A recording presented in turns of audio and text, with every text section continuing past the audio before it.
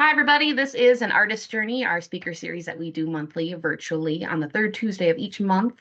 My name is Carrie Dorsky. I'm the operations coordinator at the NWTC Artisan and Business Center. This speaker series started off as just meeting with artists to talk about their journey, and I've added a few things. We also meet with arts organizations, we tackle some business topics, and then we also feature our residents. So next month in May, we actually moved the date. We're doing May 6th. I should check that before I quote it. May 14th with my cohort of residents this year. And that will be the last artist journey of the season. And then kicking off in September, we will pivot this to a podcast because we know, as you can see right now, there's nobody here live with us, and that artists like to consume content like this when it fits their schedule or when they're painting in the middle of the night. So I'm going to quit rambling and I'm going to let Andrew introduce himself and then we can have a little chit chat. Go for it. Hello, my name's Andrew Linskens. I am an artist. I work out of Green Bay, Wisconsin. I've done many things over the years, so I think it's kind of up to you where you want to dive in. Currently, I kind of have a multi-fat. I guess I'm teaching at UWGB. That's one portion of it. I do murals. I do performance work, and of course, things in the gallery as well. Awesome. So we can kind of start wherever, but as you're talking about that, I'm thinking about, I just went to a conference down in Madison in March, and we were talking about artist careers and how it's not usually one thing, right? You're not just doing murals. You just mentioned a whole bunch of things. So what does that look like for you? What does that evolution look like? Well, I guess for me, it started with, I spent a career working in television as an art director, doing animation primarily, but doing everything from script writing to producing and working on TV, right? And a lot of corporate work, a lot of corporate animation, and that's kind of that allowed me to pay the bills that way, have insurance, those type of things, and then I always did art, in the night. So. Did you go to school for art? Yeah, so I went to UWGB. I have a BFA from UWGB in ceramics, actually, as well as in design arts.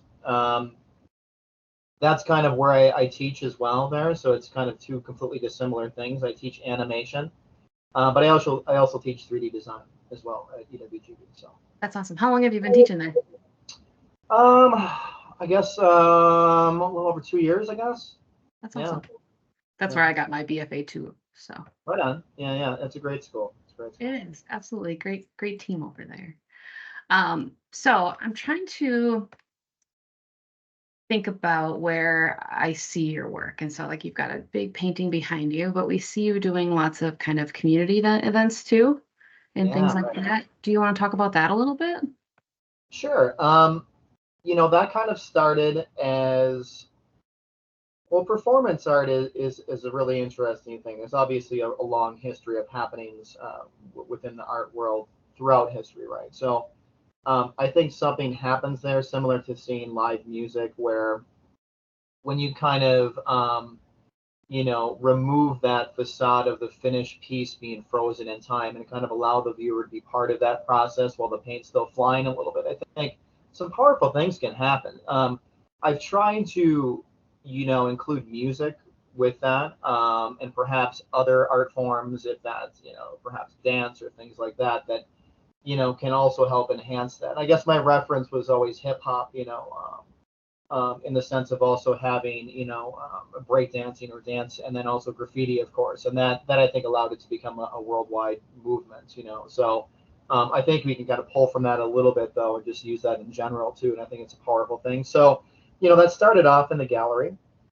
The art garage, actually, back in the day, had some spaces that were completely unfinished, large spaces that we I mean, we were doing well. We were getting, probably like 300 people or something on a weekday in Green Bay, And it's funny because, people often are critical of the arts in Green Bay. And look, I understand where they're coming from, but I think there's also a lot that actually is happening here. And that's been um, really been happening, more so in the last few years. But I mean, we've really been trying for the last 20 years or so to make that happen, and through persistence, I think you see what we see today. So, it started in the gallery, but I'm not going to lie. A lot of the performance stuff now for me has gone kind of corporate in a way. Um, we do a lot of work with the Packers. Probably about 7 or 8 years now, I've been doing work with the Packers. And, honestly, when I went into that, I think I had ideas of what that was going to be like, preconceived ideas, and I have to be honest, it's been nothing but a positive experience. They really go out of their way to try to be inclusive, and I think that's the type of art that we try to present as well. We paint the welcoming, the team that's coming as well as the Packers, and it's really cool though, because then fans can kind of pose with either, which is really, rather than have it be this confrontational thing or this like East De Pere versus West De Pere kind of. It's like we're in the same city, it's the same city, So I'd rather kind of come together at this point, I think, But yeah, I mean, the performance stuff is really very, very interesting to me, and that has a wide range. It still has a direct, kind of like Unhinged was an event where to kind of take the filter off of it, because obviously there's things that I'm not going to do at a family event that I can do Right. in more of a free flowing artistic atmosphere. So it's really kind of many things, I guess. But I think that maybe stems off of street work, mural work, maybe, because you're kind of talking to people in that environment too. So I spend a lot of time with artists and a lot of time trying to help them figure out how they can do this, right? And so I often tell them about, building relationships and Yeah. being a good communicator, right? What are Mhm. other things you would credit or give advice to about how you've made these connections and things come Yeah, together? that's a tough one, right? Because I mean, I think anytime you give any sort of like autobiographical advice that's a Right. little flawed, like, well, this worked for me, so it's going to work for you. I don't know. I think that's going to be Yeah. different for everyone. Um, I think that's going to change by the moment. Again, for me, my gateway was let me back way up, I guess. So when I was going to school in college, I was waiting on tables, right? Fine dining. I was crumbing the tables. I was all about the wine, presentation, and I could make really good money in one night. I could make $300 in one night if things are really going well doing that. Whereas an artist at that time, I think that would have been much more difficult to do that, and to equate, sales or value that you're getting at the time to your relevance as an artist, I think is kind of a slippery slope a little bit that you have to be careful of, especially mentally. Yeah. Um, I've seen artists that are successful give away artwork in certain circumstances, and people are awkward about it, not even understanding what. So I think the presentation does matter with it, and I think look, going into from waiting on tables to then a career in animation, right? It's a lot easier to make money behind a computer for me than it is. I mean, I'm like, how much do animators make? $150 an hour. Oh, I'll do that. And prior to that, my thought was the same. As a young man, I'm like, well, maybe I'll be like a tattoo artist or something, because I heard they make over $100 an hour, and I'm like, well, what can I do with these Yep. that I can make the most money? So like the hustle part of it, I mean, I've always been good at that, and but you have to do many things, and you have to have many projects going on. It's not like I complete one thing and go on to the other. It's like always this this You're like this juggling all the balls in the air. yeah, and being comfortable, being uncomfortable, not really. I don't think about work. I don't think about anything. I literally, when my head hits the pillow, I fall asleep. I try not to have any sort of like demons in the sense of like burning bridges or things. I mean, inevitably you're going to have negative um, circumstances that arise sometimes, but for the most part, I really don't want to avoid that. Listen first if possible, but I don't know that I started that way. I mean, I was pretty aggressive as a young man. But I think maybe you need some of that too, that Midwestern work ethic. But again, going into, animation allowed me to make money so that the artwork could be weird. Yep. And I think that's Absolutely. really important. Yep. And I continue that to this day. It's not that I care less. I mean, because ultimately I think you're making it for the viewer. I'm to the point now where I don't even feel like I have a lot of control over that. I feel like you're kind of channeling whatever skill or whatever that thing is, that artistic moda that's going through the air. I mean, you try to harness that a little bit. Yeah, I don't know. It's hard to pin down, I guess. But yeah, it's certainly a diversified approach to how for me, it's like 4 fronts: teaching. It's obviously the gallery stuff. That's kind of where it started, but that's not even in the top 3. Murals, right? Performance work. It's all of those things. That's how I'm making a living at it. Sure. And even if you're like the best at what you do in something, like it's still hard. It's still hard to make a living at that. There's very few people I know that exclusively make a living as an artist in Green Bay. But it can be done. It can be done. I was having lunch with an artist yesterday, and we were talking about that too. And I said most of the artists who I know who are able to do it full time either have a partner that has a job with full time benefits and all of that, right? So then they can be an artist, or they've been able to cobble together multiple income streams, like you were talking about. Mhm. A lot of the times, it comes down to teaching and selling of some sort. And what does that look like? And so when I talk to artists about what they're going to do and how they're going to do it, I'm like, there's no one way to do it. Every single artist business or every single artist does it differently and takes a different approach. I know artists that are, selling at markets every single weekend in the summer. Do I Mhm. want to do that? That's probably not my approach. Mhm. It's tough to navigate, but it's possible, right? Well, I mean, one of the things that you said initially was relationships. Maybe that's the most important thing, because now this is going to sound wild. I've never like gone after work.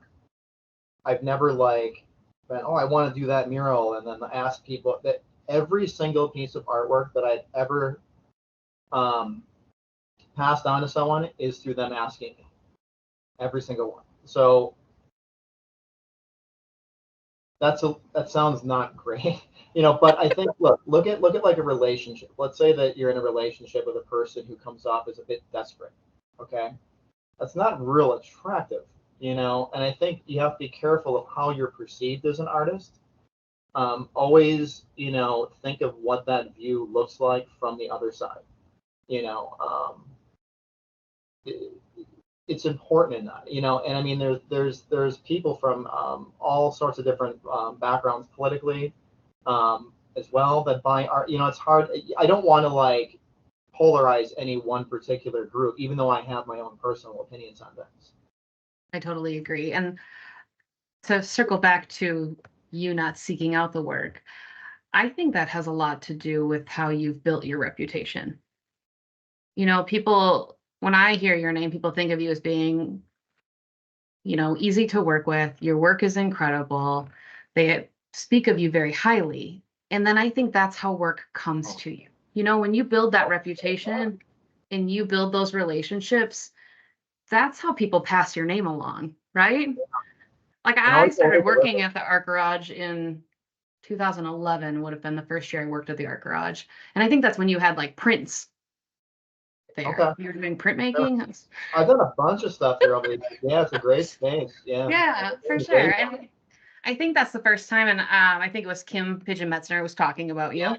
great. Yeah. Yeah, so that's kind of how I think artists have found the artists who are doing it in our area have done it Yeah. well because they have figured out how to be the people that are easy to work with and fun to work with and Mhm. energizing and passionate, and Yeah. then also produce really quality work. Yeah, and I do think that's important. I mean, it's, well, like him, friend, like I still Yeah, talk to him, me too. like, Yep. you know what I mean. So it's like you find those people that you can connect to, and we're much stronger together that way. Yep. Even if you have your own ideas about how to do things. And I think that's really important, to kind of lose that ego as an artist, which is really, it's hard though, because I think initially you kind of need a lot of it, Yeah. and then you need to kind of let go of it to kind of go to the next stage. with it. But yeah, I mean, it's because even like the Packer thing, it's like that's probably a dream of a lot of artists. That was never like a thing where I'm like, I want to be a artist for the Packers. Where I never once thought of that.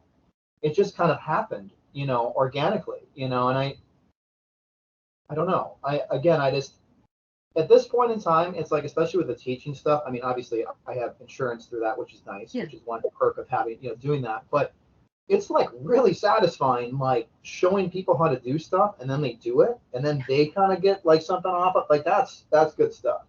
Absolutely. Yeah, that fills your cup in a different way, right? Yeah, I could do that forever. I mean, I love working with college students. I mean, they're phenomenal, and there's some really hardworking, brilliant, students out there, which is like 100% against the cliche of what people think, young people are like. For Um, sure. yeah, we're still hardworking Midwesterners for sure. I actually had Lisa Wicca on last month for this.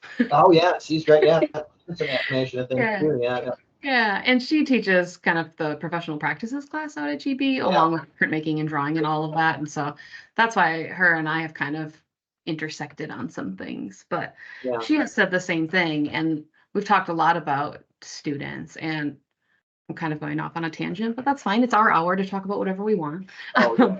But I had no planning for this. I just wanted to see what you wanted to talk about. But I yeah, tell everybody, please don't plan, because I would rather sit here and have a conversation where things randomly happen yeah, rather than like some kind of rehearsed thing that we're trying to stick to. right. Well, like with Lisa, she would be able to answer some of the questions about the university. She's much more invested than I am. Both personally and just over time. She's been there Yeah, for much longer doing that. And obviously that landscape is changing. for sure. Uh, so that could very easily be a side tangent conversation and I think there is an advantage in the position that I am there that I it's not that I'm not afraid to walk away, but it's kind of like it's a weird situation kind of thing because there's some things happening there. Yep. And it started when I went to the university, in the early 2000s, and now it's manifesting itself, Yep. later. And it's quite disappointing in some areas. We'll leave it For at sure. that. I mean, especially in a state where funding ranks last. Yep. Okay. Now, which that sounds, it's more complicated than that. We Right. obviously have a lot of like private funding that goes into these things to compensate, with them. So Yep. it's not like it doesn't exist, but obviously that creates a very competitive atmosphere that doesn't necessarily include people who are without.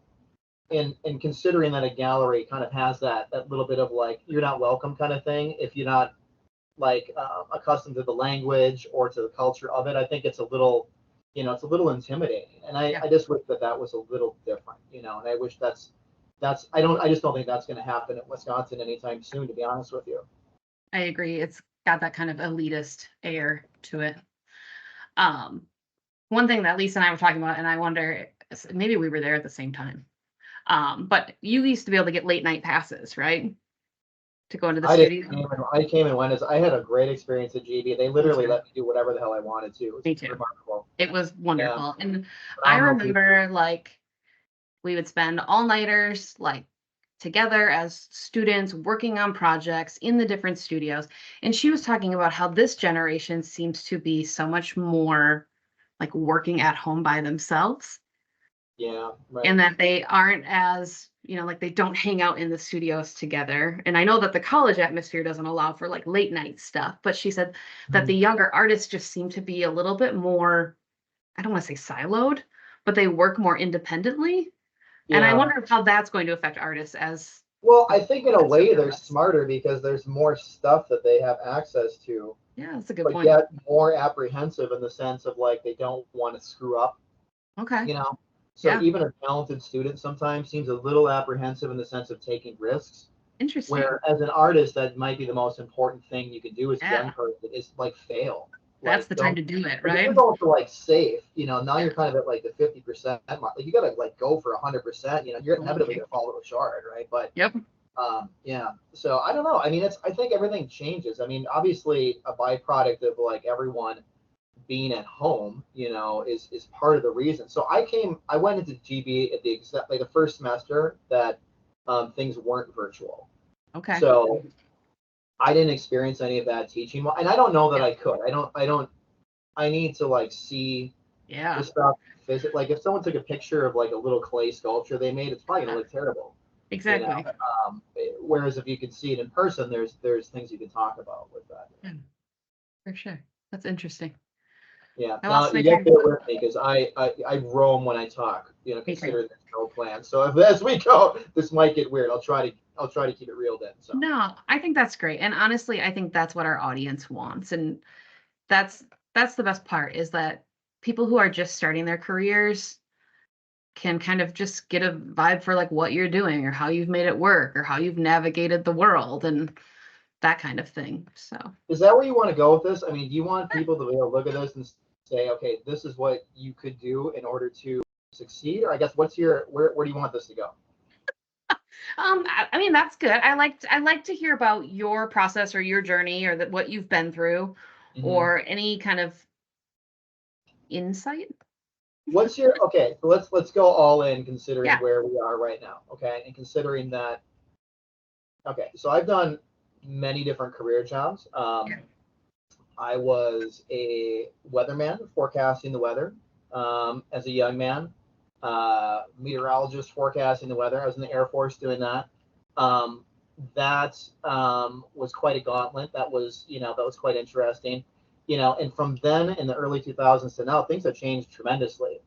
The point I bring that up is that I think I was kind of on the edge of technology at the time, and I could see things that other people didn't with things I had access to in the military and stuff, right?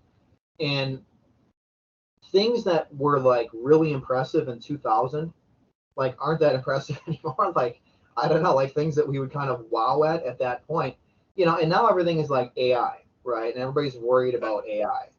I'm curious what your take on AI is. That's a great question.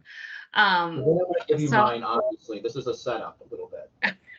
am I gonna just like walk right into it?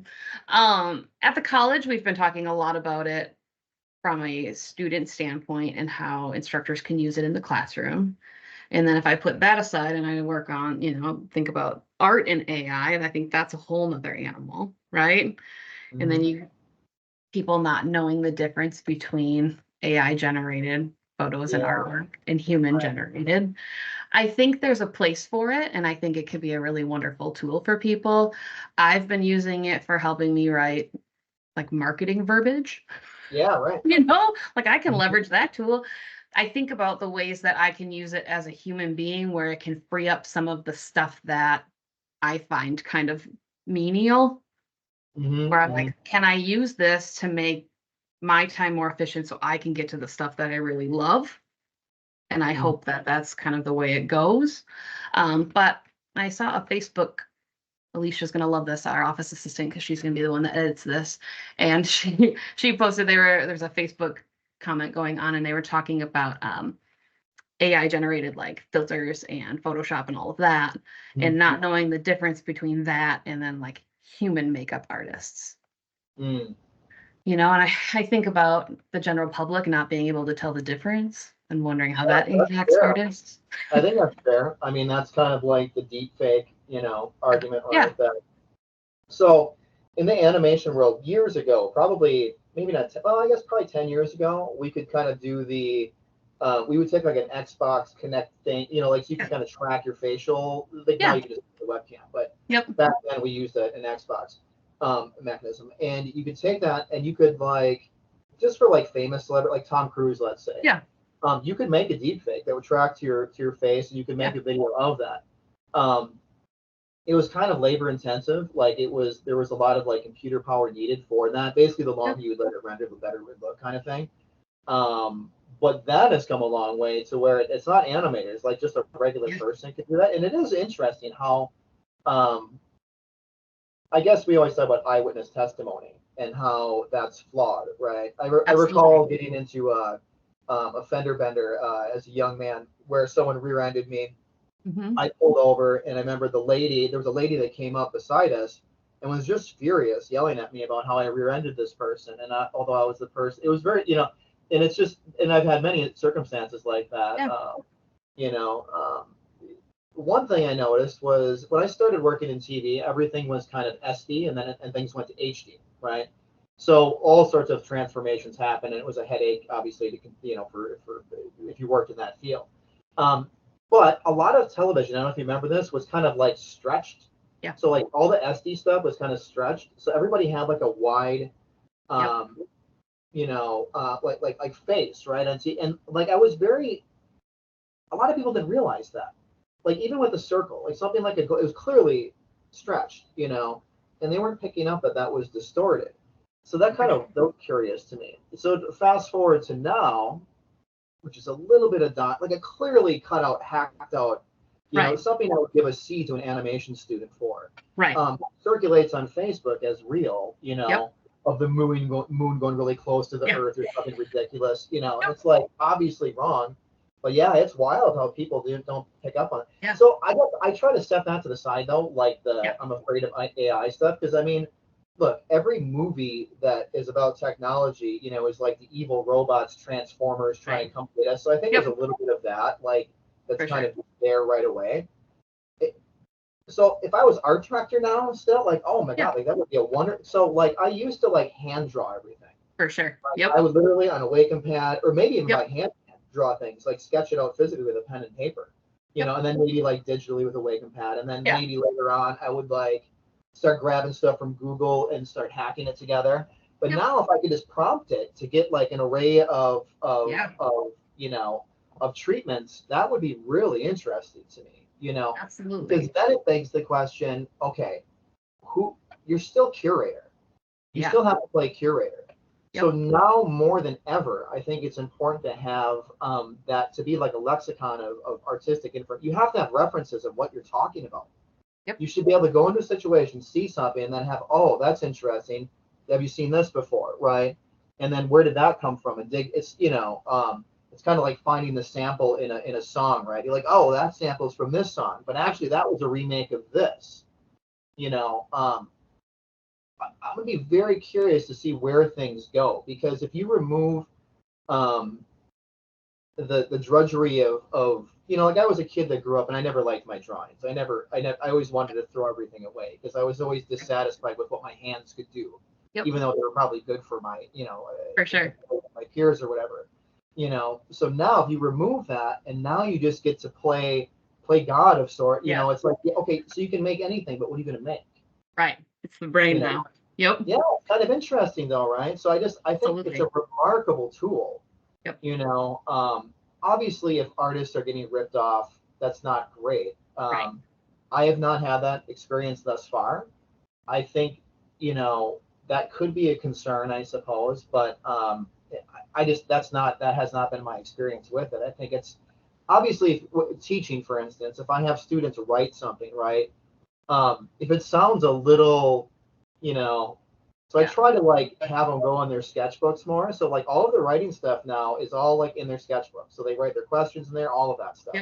And obviously you could still kind of like just prompt it and then write it down, but at least then they're like writing it, For sure.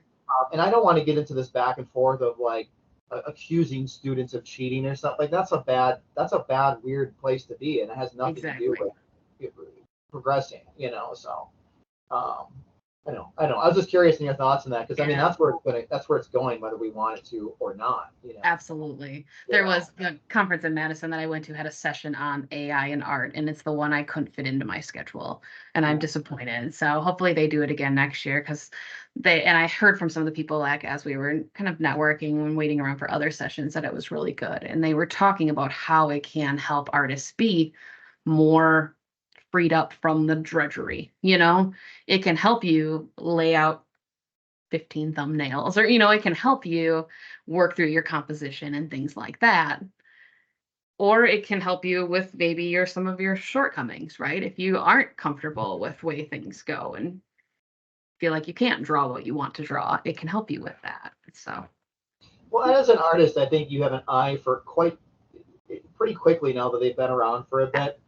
They're kind of obvious, but to the average person, maybe it's not. And again, maybe that's the concern, but hasn't media been doing that for a while anyway? Just maybe without what we're talking about, just with other things, you know. Somebody behind the screen retouching everybody and smoothing out their skin and Yeah, doing exactly it's the same thing. You know, Yep. yeah. You're not going to be able to stop that. I don't think. No, I don't think so either. But you made a point, and it was what I was thinking when you were talking about Facebook earlier. And it's that I think as an artist, we have an eye for detail, and maybe that's why we notice those things. Superpower, yeah. Yeah. Yep. It is absolutely. It's not even an eye for detail. It's that you have good taste. Yeah. Yep. A lot of people don't. True. So if you can walk into a room, okay, even in a corporate atmosphere, I mean, it's like almost like, and that's going back to the school thing, wishing that we would invest a little bit heavier in the arts. In corporations, the in-between part, maybe not so much, but like at a high level, creative thinkers are like very much sought after. Yeah. Because there's you have to think a little differently. If you want to, you can always use persistence, right? Yep. This worked last time, and I'll do this again. But in order to innovate and to kind of move things forward, you have to do it differently. So it's just kind of weird that although it's a highly coveted position, we don't quite know what to do with the creative person because there's not really a way to grade it. Sure. It's like grade. I hate grading. It's ridiculous. Yep. It's like, so for me, a lot of it has to do with like effort. As long as you're like going and trying and working hard, you're going to be good to go. That's exactly what I was going to say. Is effort is got to be where it's at. And so to talk about the Arts Center a little bit. So each year we take applications, we bring in 5 artists, and I spend the whole year with them, mentoring them with a few other people to kind of kick off their career and talk about goal setting and their art practice and their daily practice. We do a whole bunch of things for that year. But I always tell them, like, I may not love your art, right? That's not what I'm here to do. I'm not here to grade your artwork. I'm here to help you because there's an audience for you somewhere. You'll find your people. So I have an artist right now who makes like medieval art, right? There's obviously an audience for that. It may not be my taste, maybe it is. But that's what I tell them is like, I'm mentoring them based on their effort. I'm teaching them professional practices, how to work with gallery curators, how to apply to shows, how to put together their CV and build their artist inventory and their websites and all of that stuff that comes along with it. But for me, it's not about their artwork because there is an audience for everybody's artwork. You just have to find it. Sure. Yeah, I think, that's true. Look, I keep going back to the knowledge kind of theme. You have to have references again for different artists, art history, and so forth. They're in Northeast Wisconsin, okay? What like it's, and this is rhetorical, you don't have to answer this. It's like, where do you draw the line between craft? Oh yeah. And let craft become art? Yep. Right. So art gives you, what separates art from design. Art gives you like a feeling. Yep. But there's a little bit of a gray area when you come from that blue collar, hard working. Absolutely. Perhaps a really nice weld is art to me now. Yeah. I don't know, but without having those, let me back up. So the Widener Center is down the road. Okay. Yep. So I've always tried to bring my kid to the Widener Center for every single thing that we can. Okay. Mm-hmm. I may not be into I don't know. It could be something like figure skating or something, right? Regardless, like I would like to see the best figure skater, just so I have like a reference for excellence. Absolutely. And thinking of that artist's ego again, and where craft turns into art. If you have that ego, you are going to be perpetually stuck in craft. Yep. And you're never even going to understand what's happening. You're calling yourself something that doesn't even exist, because art transcends and turns into philosophy at a certain point too. Yep. It becomes a language of what can be, and it almost has nothing to do with the individual if it's done properly. As a community, as a movement, there's individuals in there. Yep. But yeah, that's really, really important, and I think that's the main thing in Northeast Wisconsin now, is to make people go to galleries and see work. We have some fantastic galleries. There's 2 of them in Sheboygan with the Kohler galleries, right? Yep.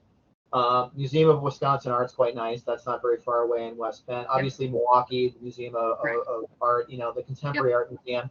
But Chicago is Chicago's right there. Madison's Absolutely. The same thing, right? The Museum of Contemporary Art in Madison is very nice. So we have like really high quality galleries here that range probably more so than many places, because like Kohler has like the outsider portion of that. Yep. That's the nicest outsider art gallery I've ever seen. You know, Me too. the cedar forest as you walk Yeah. in, it's wonderful. You know, but you have to look at those things, and young artists have to go into those rooms and spend time with those pieces. Yep. And then all of a sudden they'll start making sense. Okay, you need to spend time with abstract pieces, especially, you know, into installations where artists have, you know, room to kind of see the stuff that they don't show on Google. Yeah. You know, and think about what's happening there. You know, there's a lot of like multimedia type things that like often entire floors of galleries now that For are sure. consumed by, you know, by digital media. Yep.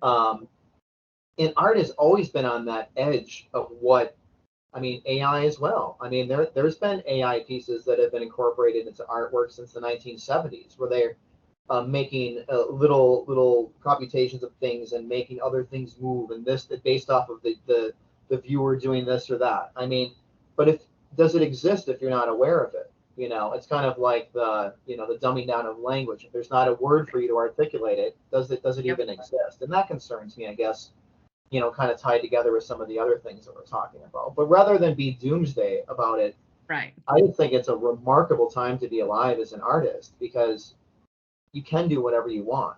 You can reach whoever you want.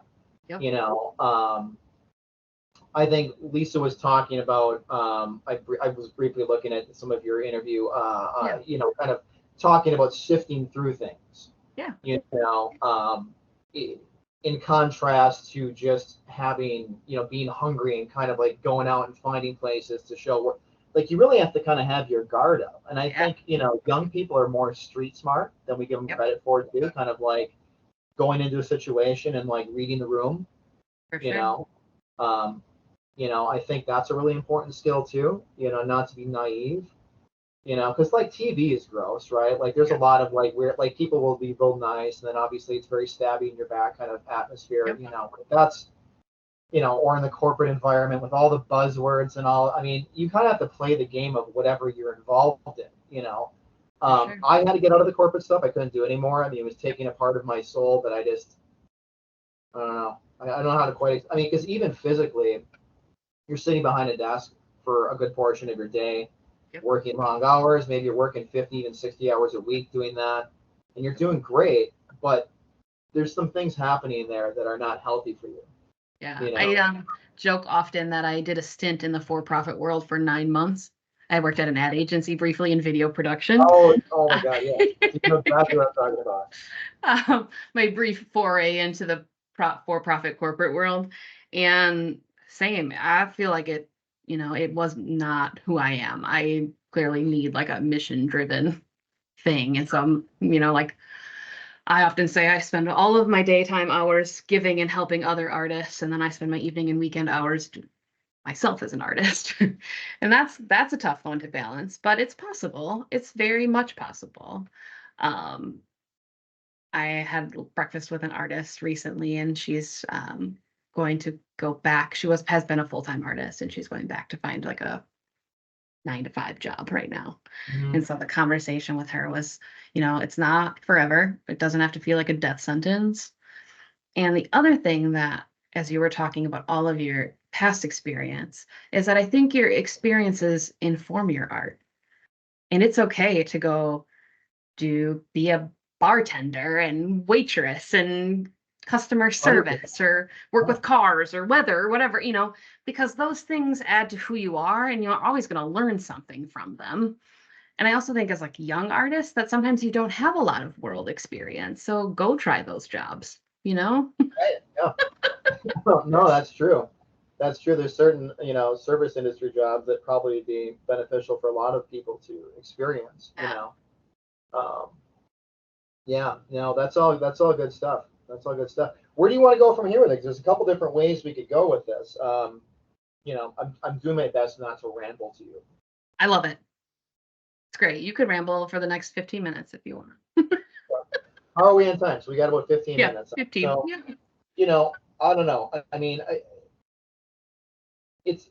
I can't really give advice to anyone.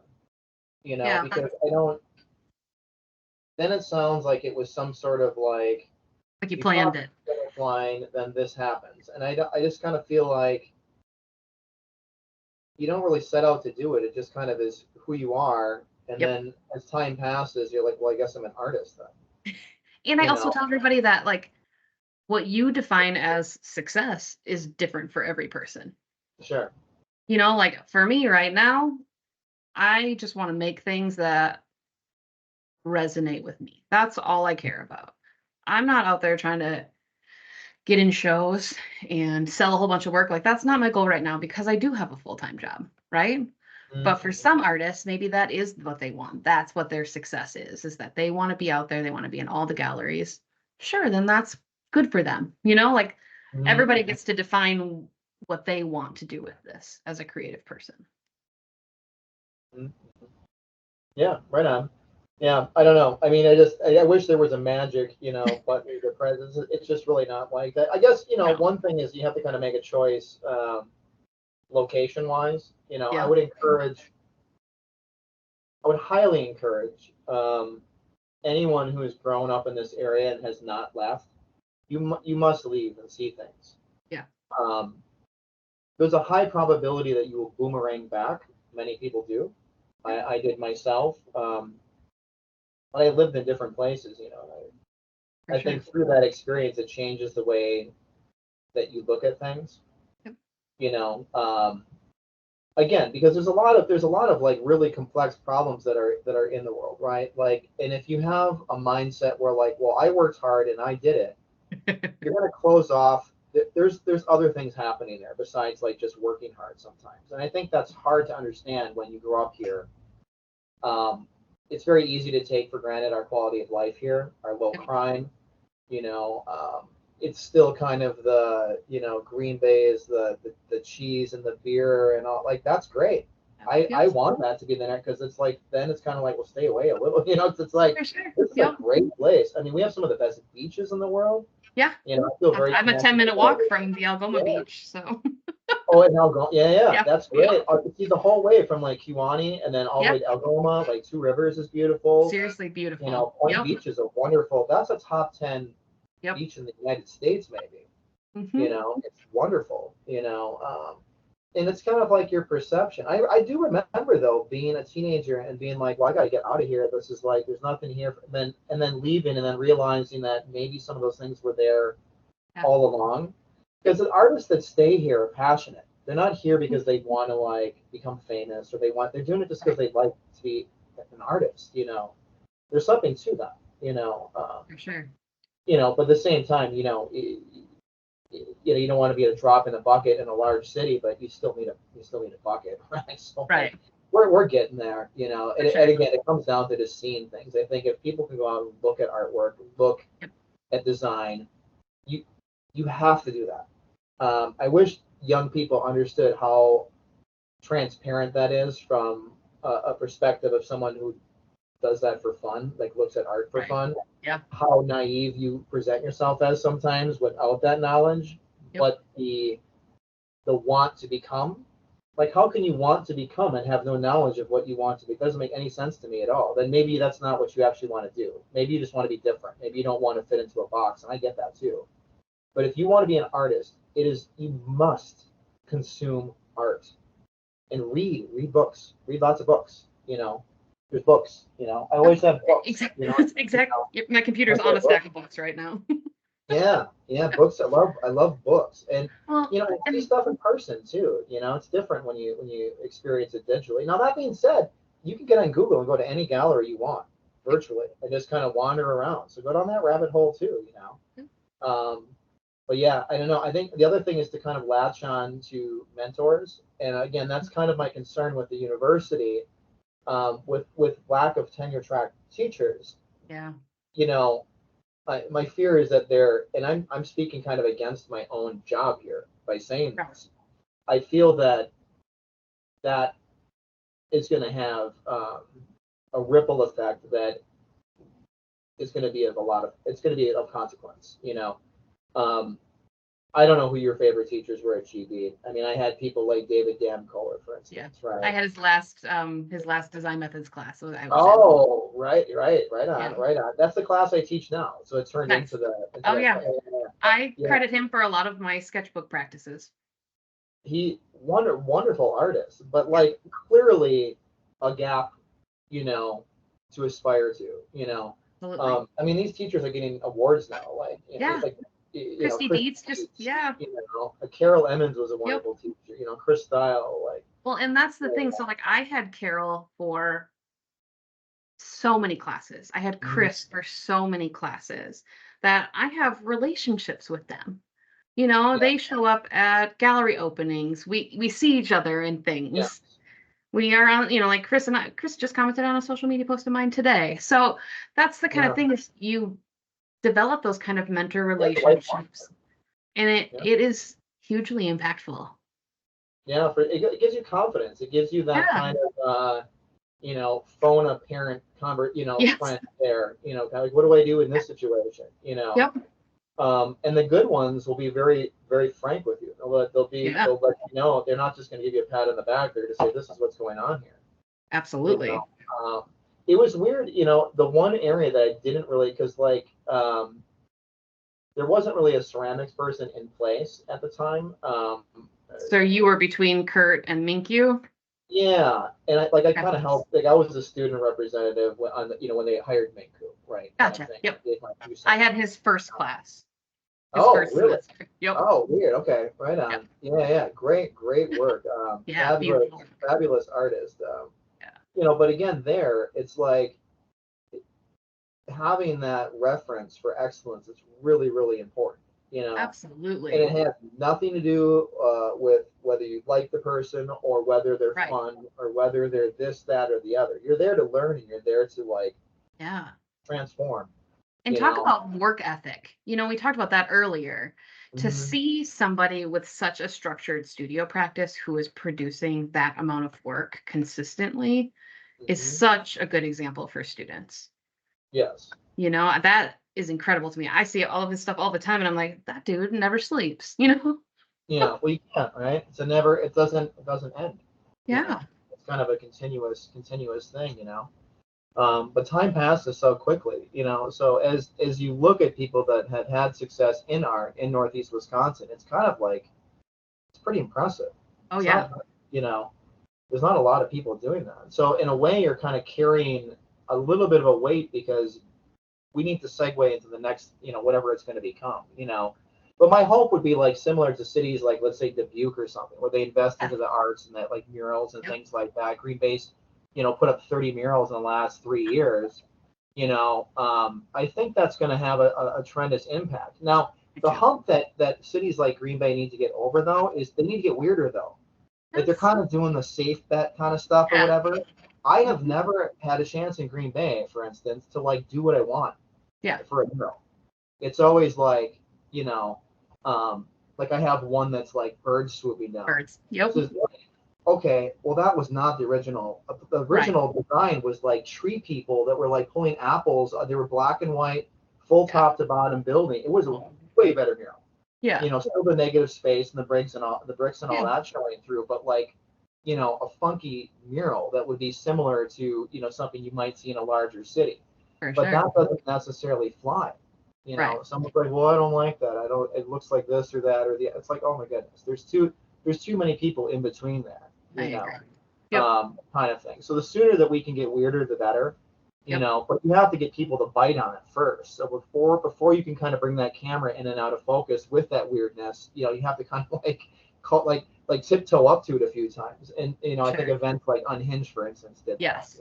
Exactly. I also think that we've got so many different funding structures in place that are coming through down like Main Street Improvement Organizations. So like the Mural and Busker Festival is through On Broadway, Art Fest is through downtown Green Bay. And so that money is coming through Main Street development organizations that have to consider all the business owners of that area. But Yes. if we can leverage, so I've been working with the Bay Area Arts and Culture Alliance, that organization that's kind of coming up from the ground right now. And the hope there is that if the funding can go through an arts organization and get to artists directly, we can cut that kind of bureaucracy out of the middle, Mm-hmm. and hopefully give artists a little bit more freedom, which would be incredible, and I think is absolutely necessary in this area. Or bring in a nationally renowned artist, which they're doing some of that down by the shipyard Absolutely. area. They're bringing in some really nice. There's some cool work down there for sure. For sure. But bring in like a rock star, Yeah. Because I think again, kids need to see that rock star so they have a reference for it. You need to see like the best band. It's not about like you've seen the video of the classical, violinist playing in the subway, right? And it's like people, absolutely. it's like the best person in the world at it, right? And people are aware that something's happening there, but they don't quite know. I think context makes it is important too. Where in a gallery, art can kind of become transcendent. Where if you're in a tent, that's a lot harder to do, and then that kind of goes more the craft ways. So just For sure. the perception of what even is art, I think, is a little bit mistaken, and perhaps that's an area that we can all kind of work on too. I agree, especially in Wisconsin. And I don't know about you. I was raised in central Wisconsin, but so my parents very much blue collar. I grew up going to a lot of craft shows, right? And then into high school, I've always been into art my whole life. And I was doing some really wild, like large paintings, and nobody in my family got it. It was like, that's not the pretty landscape that hangs over the couch in the living room. And so those relationships with my art teachers became absolutely fundamental for me. We'd drive down for a family vacation, to a city, and they'd be wanting to go to a mall or a tourist attraction. I'd be like, drop me off at the art museum, That's great. But that's right. You need to figure out how to get what you need. So recall back in your mind's eye to the first time that you decided to do that, where you wanted to go to a museum and you didn't necessarily have an understanding. What was that like for you? That's a great question. Because that's kind of that's the area we're in right now. That's where a lot of people are. Like what is that even? How do you even explain what's happening there? Sure. You're like curious about it. Yep. And I remember feeling super uncomfortable of like, I don't know how to do this. And I wanted to walk through really fast. Yes. Like I was in a store. Do you know what I mean? Of like, how long is it okay to stand here and look at this piece of artwork? Or like, yes. Entertain me, artwork. Go. That's exactly. And like as a teenager, it was like, how do I do this? Yeah. And then I remember seeing, this is Milwaukee Art Museum, there were young people, probably my age, and they were standing and painting or drawing, looking at the pieces. Oh, yeah. And that is what like pulled me in immediately. And I was like, I want to do that. Yes. That's so much better than looking at it on a computer screen or a textbook or, like they're standing right there in front of that painting. Yeah. Yeah, that's probably to get your chops, that's probably the best, like just taking a figure drawing class. Yeah. Thinking back through, that you learn the most from figure drawing and like fast drawing, like 30-second drawing. Boom, boom, boom. And then when you get to the end of it, you get a little bit more time and it's like, okay, now I can start doing something. But understanding how to break down the form, and man, it takes a lifetime. To be honest, I reference like 3D animation a lot, like 3D models and how light acts in that scenario where you're making this fabricated, and kind of doing that to real objects a little bit. I guess I didn't think of it at the time, but that's probably an advantage because there's things going on there that, but you can spend a lifetime, there's artists that have spent a lifetime just documenting the same thing, the same window, the same doorway. And then it looks different. The light's different every day, and we notice those things. Yeah. There's one time I was doing a painting and I remember my mother looking over my shoulder and she was like, why are you painting with like blues and purples? And I was like, because that shadow is not gray. Yeah, right. You think it is. Just like you think the bark on the tree is brown. But if you actually looked at it, it's actually blue, yeah. Right. Yeah. The color blue is so incognito. Yeah. It's really weird because there was I don't want to butcher this, but there was an indigenous tribe that did not have a word for the color blue for the sky, but had many words for various greens that were grasses. And I found that really interesting that they could have such a complex, language for subtle colors, but nothing Yep. for like the obvious one. And I think even in the English language, until they would refer to it as like bluish green, when you're talking about the ocean and things like that. Yep. So it is interesting, like again, what exists if the word isn't there, even for something as common as the color blue, and what do you notice and what's there? Yeah, yeah. If young people want to go down a rabbit hole, one thing that fascinates me are fractals, and I'm not going to go too far on this tangent, but um, doing the weatherman thing, forecast. I got into astronomy later on, so I kind of went from meteorology to astronomy, and I started, there's similarities there. You know, um, it's really interesting. It's kind of the idea that like a galaxy looks like a hurricane, looks like the cream in your coffee swirling. The idea of everything's the same, but lightning bolt looks like a crack in the sidewalk, looks like a river. Maybe it's an idea, and that idea spreads. It doesn't even have to be an object, but that's all in the nature of fractals. That's really good kind of like subject matter to pull from, especially if you're trying to understand abstraction, because the things that we see, depending on scale, are all can become quite abstract if you would, let's say, zoom into a subatomic scale or pull back out. And I think sometimes when you're kind of like caught in the middle portion of it, you're oblivious to the awesomeness of this creation around us. Which almost sounds like religious, and I'm not talking about religion. I'm talking about from a scientific standpoint. Absolutely. Yep.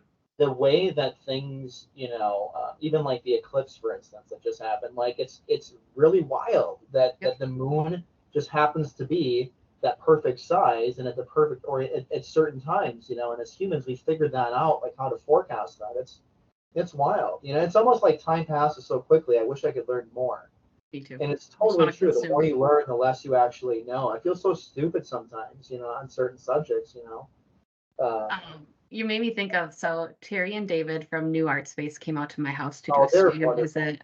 They're wonderful. The went there, they gave my son a book just randomly, and like that was it. It's those little experiences like that make a big difference. Anyway, absolutely. They're wonderful. They are. So they were here in Algoma in October to come see me. And I live in a very small neighborhood, and I watched them pull up out front. And I was like, what's taking them so long? Did they walk to the wrong house? And so I walked to the front door and I was like, hey guys. And they were down on the ground, and the leaves had been stuck to the sidewalk in front of my neighbor's house, and they had left these like prints on the ground.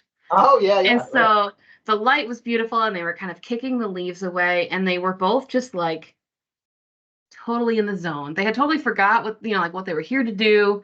They were just like, can you see this light and see these shapes and see how the leaves are making these lines? And for me, it was like, this is how I want every artist interaction to go from here on out. I want to be able to see artists in their element, doing their thing. It was such a like spontaneous moment. But you made me think when you're talking about like cracks in the sidewalk and lightning and like that's the beauty of the mundane. It's everywhere. It overwhelming. Yep. And I think that's something where it's easy to kind of disconnect and withdraw yourself if you're an artist. And I understand that hermit kind of way. I could totally do that. I could just kind of like not talk to people. Me too. You have to kind of decide, like, if you want it, but obviously to make a career of things, it's to your advantage to be plugged in, which is a whole other conversation for maybe another hour, another day, But yeah, no, it was nice. It was nice walking through things with you for sure here today. So. This was great. I appreciate it. I just love to kind of expose people to other artists. And so we will get this edited. It'll go out on social media. And the really cool thing about this series, if I haven't told you, is that so it started off in person and they were doing it.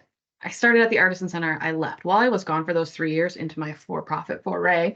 They started doing this series and they did it in person. They could fit about 50 people in that front classroom. Then I started, then the pandemic hit.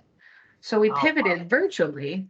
And ever since we've been doing this virtually, we're reaching thousands of people all over the place, which is more than we could ever reach in our tiny little front classroom in Northwest Wisconsin.